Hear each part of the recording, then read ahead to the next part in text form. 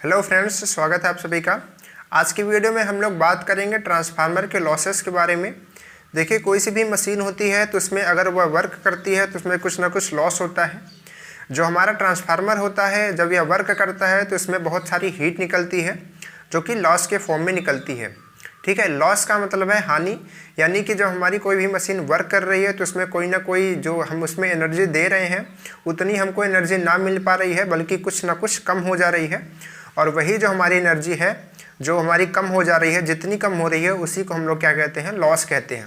जैसे मान लीजिए कि हमने 100 रुपये लगाए और हमको 80 मिले तो 20 हमारा क्या हुआ, लॉस हुआ। उसी तरीके से हमारा ट्रांसफार्मर भी लॉस होता है। तो देखिए, ट्रांसफार्मर में लॉस होने के दो कारण होते हैं। सबसे पहले उसका जो हमारे दो मेन पार्ट होते हैं वही उसके लॉसेस के कारण होते हैं।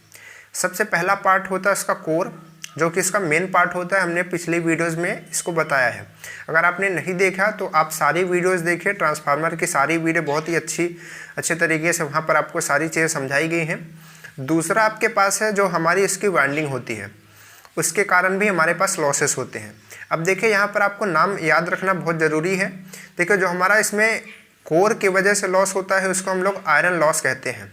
उसको हम लोग क्या कहते हैं, आयरन लॉस कहते हैं। क्यों कहते हैं? क्योंकि जो हमारा कोर होता है वह वैसे आयरन का बना होता है, फेरोमैग्नेटिक मटेरियल का बना होता है, तो उसको हम लोग आयरन कह सकते हैं। तो इस वजह से उसको आयरन लॉस कहते हैं और उसको हम लोग कोर लॉस भी कहते हैं। उसके बाद दूसरा जो होता है वह होती है हमारी वाइंडिंग। वाइंडिंग को हम लोग वाइंडिंग लॉस कहते हैं या फिर हम इसको कॉपर लॉस कहते हैं। कॉपर लॉस इस वजह से कहते हैं क्योंकि जो हमारी वाइंडिंग्स होती हैं वह ज़्यादातर हमारी कॉपर्स की बनी होती हैं। तो ये है, आप नाम जान चुके हैं दो। अब एक एक के बारे में हम बात करेंगे। देखिए, जो हमारा कोर लॉस होता है इसमें दो तरीके के लॉसेस होते हैं। एक होता है हिस्टेसिस लॉस और एक होता है ईडी लॉस। इन दोनों लॉसेस को मिला करके हमारा कोर लॉस बनता है। देखिए, जो लॉस का कारण है वह क्या कारण है, इसको आपको समझना बहुत ज़रूरी है। देखिए, इस कोर का जो कारण है वह है अल्टरनेटिंग फ्लक्स। क्योंकि जो हमारा कोर होता है इसमें फ्लक्स जो है अल्टरनेटिंग जनरेट होता है। इस वजह से जो हमारा कोर है वो बहुत हीट होने लगता है। और जो हमारा ये लॉस है वो किस चीज़ पर डिपेंड करता है, तो जो हमारी फ्लक्स निकलती है उसकी डेंसिटी और जो हम इसमें सप्लाई देते हैं उसकी फ्रीक्वेंसी पर हमारा ये डिपेंड करता है। ये जितनी चीज़ें आपको हम बता रहे हैं ये वाइवा के लिए बहुत ही इंपॉर्टेंट है और ये सारी चीज़ें हमारी जो है वाइवा में पूछी जाती हैं। जो आपके एग्जामिनर आते हैं वो भी आपसे एग्ज़ाम में ये सारी चीज़ें पूछते हैं और आपके लैब में इसका प्रैक्टिकल भी किया जाता है। इसके बाद आपको एक चीज़ समझनी है कि जो हमारा लॉस होता है ये कांस्टेंट लॉस होता है।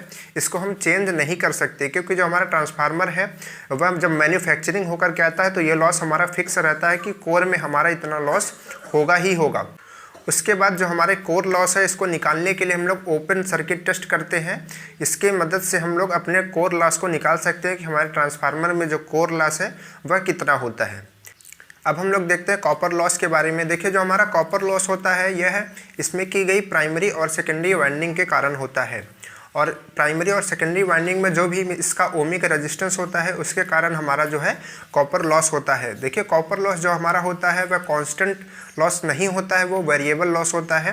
कांस्टेंट लॉस हमारा क्या होता है, वह हमारा कोर लॉस जो है वो हमारा कांस्टेंट लॉस होता है, लेकिन यह वेरिएबल होता है। जो हमारा कॉपर लॉस है इसका फार्मूला होता है I²R। इसको आप लोग याद रखिएगा, ये वाइवा में भी पूछा जाता है। उसके बाद जो हमारा कॉपर लॉस है इसको ज्ञात करने के लिए हम किस तरीके का टेस्ट करते हैं, तो इसको ज्ञात करने के लिए हम शॉर्ट सर्किट टेस्ट करते हैं जो कि आप लैब में करेंगे। अब देखिए, अगर हमको टोटल जो हमारा ट्रांसफार्मर है उसका लॉस बताना है तो हमारा टोटल ट्रांसफार्मर का लॉस बराबर हो जाएगा copper loss plus iron loss. ठीक है, copper loss plus iron loss, इन दोनों को ऐड करेंगे तो हमारा ट्रांसफार्मर का टोटल लॉस निकल जाएगा। इस तरीके से हम अपना जितना हमने आपको बताया और यहाँ पर जो भी आपको लिखने के लिए दिए वो आप लिख सकते हैं, एग्जाम में अच्छे तरीके से समझ सकते हैं। इस तरीके से जो हमारा ये ट्रांसफार्मर लॉस है वो ख़त्म होता है। नेक्स्ट वीडियो में हम लोग ट्रांसफार्मर की इफिशियंसी के बारे में पढ़ेंगे। तो चलिए मिलते हैं नेक्स्ट वीडियो में, तब तक के लिए बाय बाय।